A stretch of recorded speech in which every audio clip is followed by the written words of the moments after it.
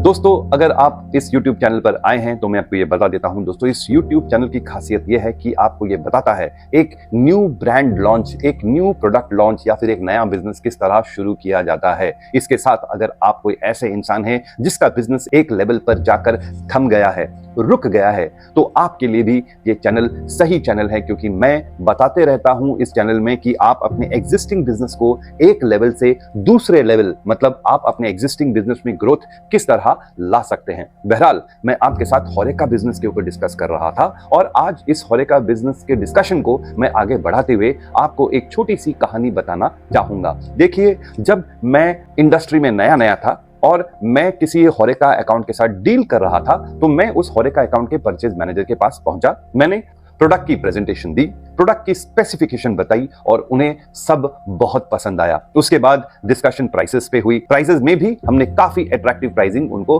दे दी थी और मेरी जो मीटिंग थी उस परचेज मैनेजर के साथ बहुत ही अच्छी गई थी और मैं बिल्कुल श्योर था कि ये अकाउंट मुझे जरूर मिल जाएगा। और परचेज मैनेजर ने भी मुझे ये कहा कि कुछ दिन का इंतजार कीजिए, आपको परचेज ऑर्डर जरूर मिल जाएगा। दिन बीत गए, हफ्ते बीत गए, महीना बीत गया, लेकिन मुझे परचेज ऑर्डर उस होरेका अकाउंट से आया ही नहीं। मैं इस सोच में पड़ गया कि भाई, जब मैंने सब कुछ सही किया था तो क्यों मुझे वो परचेज ऑर्डर नहीं मिला। दोस्तों, आइए आज के एपिसोड को शुरू करते हैं और समझते हैं कि वो मिसिंग चीज क्या थी जिसकी वजह से वो परचेज ऑर्डर मुझे मिला ही नहीं।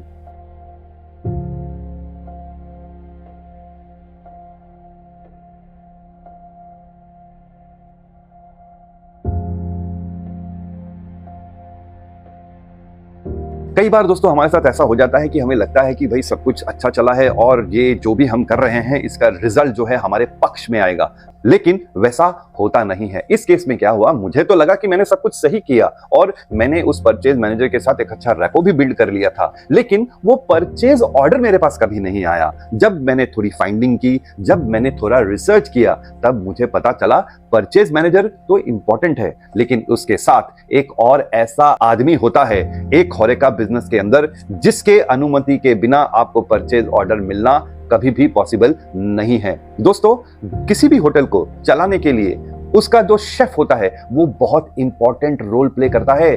सही मायने में मुझे पूछिए तो कभी कभी तो मुझे ऐसा लगता है कि एक होटल जो चलता है या फिर एक कैफे जो चल रहा है या फिर एक रेस्टोरेंट जो चल रहा है वो केवल उस शेफ की वजह से चल रहा है, क्योंकि वो खाना इतना लजीज बनाता है कि कस्टमर जो है, जो क्लाइंट है, वो बार बार उस होटल में आता है। आप ही सोचिए ना, जब भी आप कहीं बाहर जाते हैं, किसी होटल में जाते हैं, आपको एम्बियंस तो अच्छा चाहिए, लेकिन उसके साथ साथ उस होटल का खाना अच्छा होना बहुत जरूरी है। और वो कलाकारी सिर्फ एक शेफ में होती है और कई टाइम लोग किसी होटल में सिर्फ इसलिए जाते हैं क्योंकि उनको वहां का खाना पसंद है। इनडायरेक्टली इसका मतलब ये हुआ कि जो वो होटल ओन कर रहा है वो जो है वो शेफ के ऊपर डिपेंडेंट है, क्योंकि जब तक शेफ अच्छा खाना नहीं बनाएगा तब तक कस्टमर रिपीट नहीं होगा। मैं आपको यहां पर एक और उदाहरण देना चाहूंगा कि मैं एक बहुत बड़ा फैन था एक होटल का जो पुणे में आज भी एग्जिस्ट करता है और उस होटल का नाम होटल परिचय है। और वहां की दाल खिचड़ी जो है, आई थिंक मैंने वैसी दाल खिचड़ी कभी कहीं खाई नहीं। मेरे करियर का जो इनिशियल पीरियड है, करीब 5 साल मैंने पुणे में बिताया था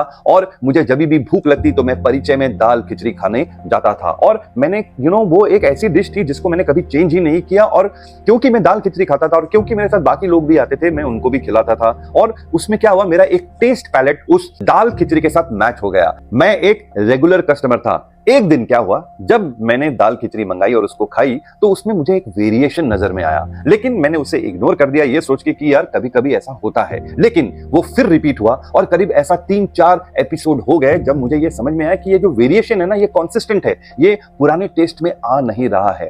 तब मैंने उस होटल के मैनेजर को बुलाया और मैंने उसको पूछा कि सर, टेस्ट में वेरिएशन है, कहीं आपने शेफ को चेंज तो नहीं किया?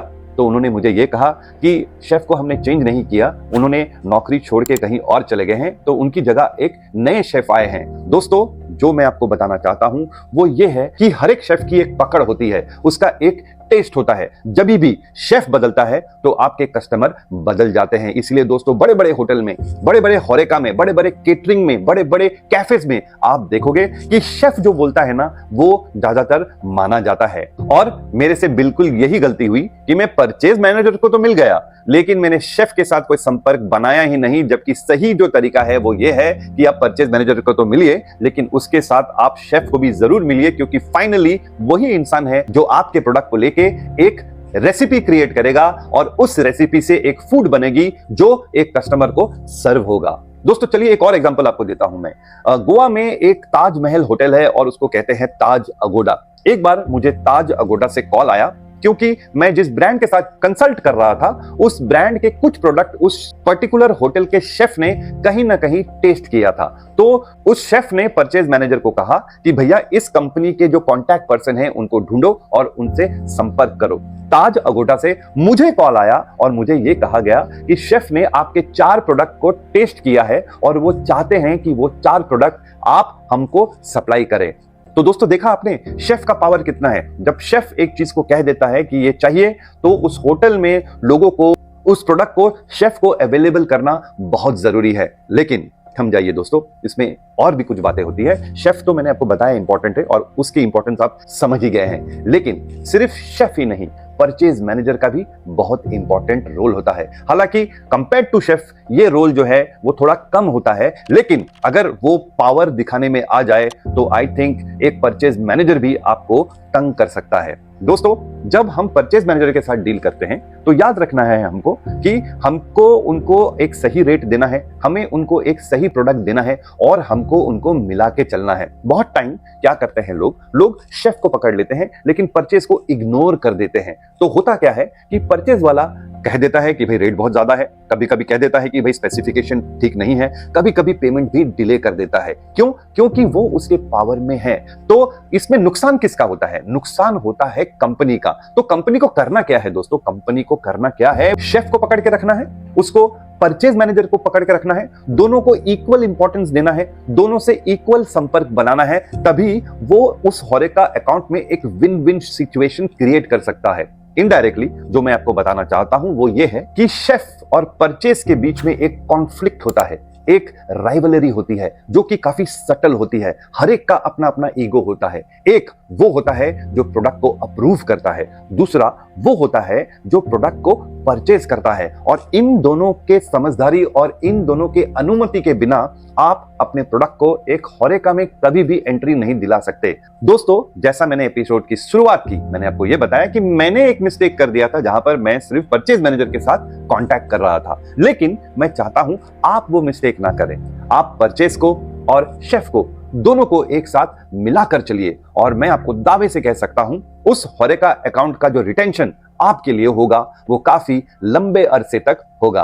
उम्मीद करता हूं आज का एपिसोड आपको पसंद आया होगा। अगले एपिसोड में फिर हम कुछ अलग टॉपिक के ऊपर बात करेंगे, लेकिन होरेका स्पेसिफिक टॉपिक के ऊपर ही चर्चा करेंगे। तब तक के लिए आपका ये दोस्त आपसे अलविदा लेता है। बहुत बहुत धन्यवाद।